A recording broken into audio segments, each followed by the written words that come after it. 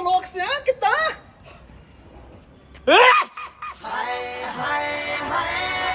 ਆਹੋ ਗਏ ਸੀ ਉਹਨਾਂ ਦੇ ਨਾਲ ਹੀ ਆਪਾਂ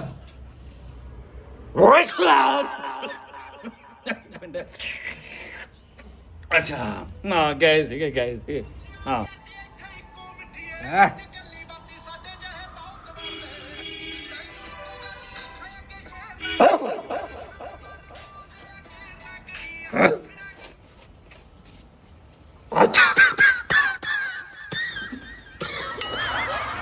ਠੰਡ ਹੋ ਗਈ ਨਾ ਠੰਡ ਅੱਛਾ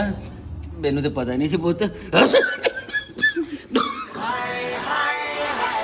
ਠੰਡ ਆ ਵੀਰੇ ਦਵਾਈ ਲੈ ਲੈ ਠੰਡ ਰੋਟੀ ਤਿਆਰ ਆ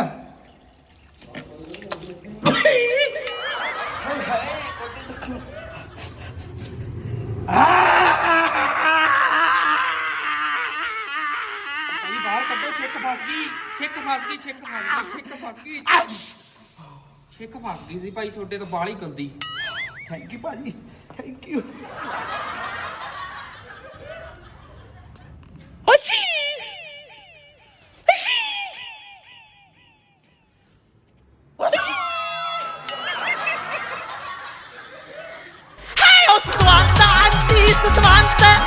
Satwant aunty Satwant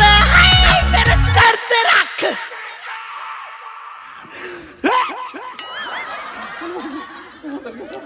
okay nice